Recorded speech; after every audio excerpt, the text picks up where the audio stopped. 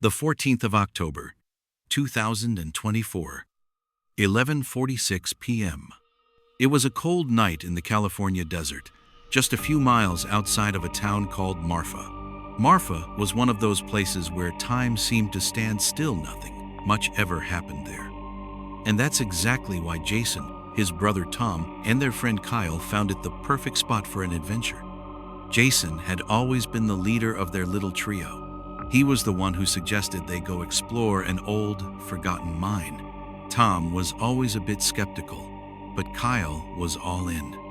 He loved the thrill of the unknown, the strange, and the creepy. That night, they were driving down an old dirt road. The headlights of Jason's beat-up Jeep cut through the thick darkness, throwing long shadows that danced across the cracked and weathered desert ground. "It's not even a road anymore," Tom muttered, peering out the window at the barely visible path ahead. "Yeah, well, it's the way Charles said to go," Jason replied. "We just need to trust him. He's always been the one with the best locations." Charles was the mysterious guy who seemed to know every abandoned building, every forgotten tunnel.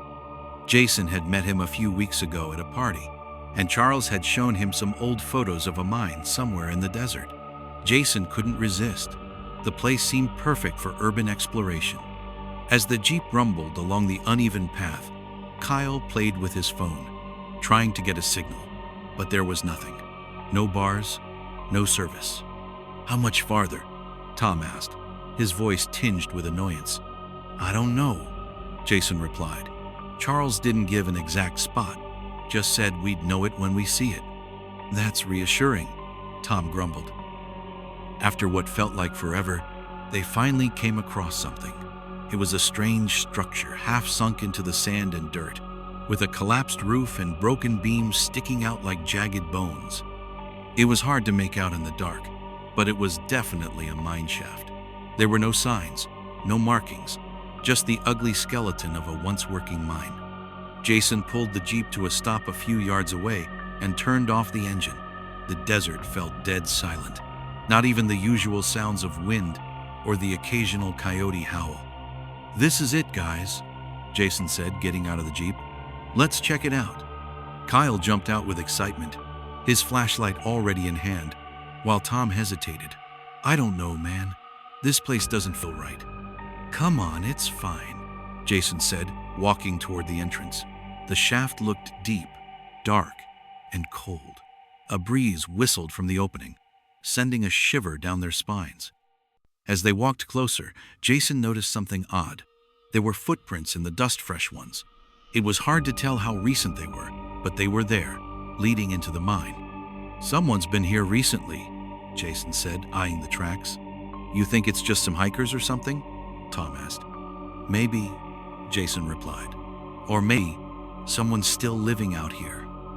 The thought seemed to hang in the air as they stood at the entrance, staring into the black abyss.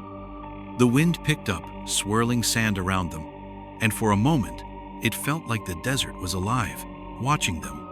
Jason pulled out a flashlight and handed it to Kyle, who took the lead. They climbed over the rubble and entered the mine. The air was cool, almost too cold, and it smelled of old, stagnant air. The beams above creaked and groaned, as if they were about to give way at any moment. They descended slowly, one step at a time. It felt like the tunnel went on forever, the flashlight's beam revealing little more than rusted rails and old wooden supports. The deeper they went, the quieter it became. It was as though the world had gone completely silent. After what seemed like an eternity, they reached a small, open chamber. It was wider than the tunnel, but still dark, with only their flashlights to illuminate the space. Old mining tools lay scattered on the ground, half buried in dirt and dust. It looked like no one had touched this place in years. "Nothing here," Kyle said, turning in a circle. "Let's head back." But before anyone could respond, a sound echoed through the mine. It was faint at first, a soft scraping, like metal dragging against the ground. They all stopped, holding their breath. Jason's heart skipped a beat. The sound was coming from deeper in the mine. "You hear that?" Tom whispered, his voice shaky. "Yeah," Kyle replied. "I don't know what it is, but it sounds like something's moving down there. Jason's grip tightened around his flashlight, and he felt a knot form in his stomach. Maybe it's just some old equipment, he said, trying to sound confident, but he didn't believe it. They were deep in the desert, in a place that hadn't seen life in decades, and now something or someone was moving. The scraping sound grew louder. It wasn't metal anymore. It was more like something dragging itself across the ground. "Let's get out of here," Tom said, backing away. But Jason didn't move. He was frozen. He wanted to be brave, to show them that this was nothing. But the scraping continued, closer now. And then, as if the air itself had changed, they heard something else. A voice. A low, guttural whisper. The kind of whisper that made the hairs on the back of your neck stand up. "Help me." Jason's stomach churned. That wasn't a human voice. It was something else. Something ancient. Something trapped. Before anyone could move, there was a sudden crash from deep in the mine, followed by a loud, shrill scream that made Jason's blood run cold. It wasn't human. It was something far worse, something monstrous. Without thinking, they turned and ran. Jason's heart was pounding in his chest, and his legs felt like jelly.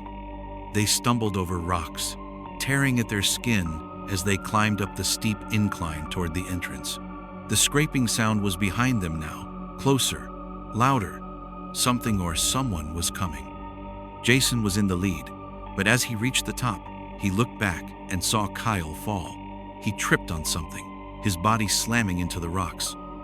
Jason reached out a hand, but Kyle was already on the ground, too far to help. "Get up!"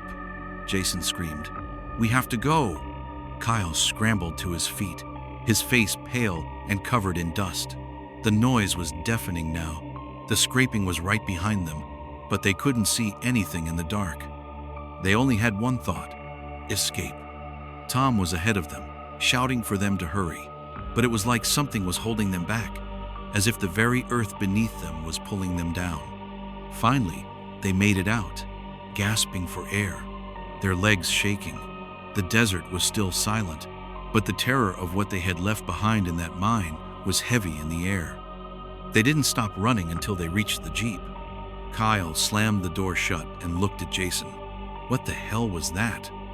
"I don't know," Jason said, his voice barely a whisper. "But I don't want to know." They drove in silence, the Jeep bouncing over the desert road. The moon was full now, casting long shadows across the land, but it didn't feel like night anymore.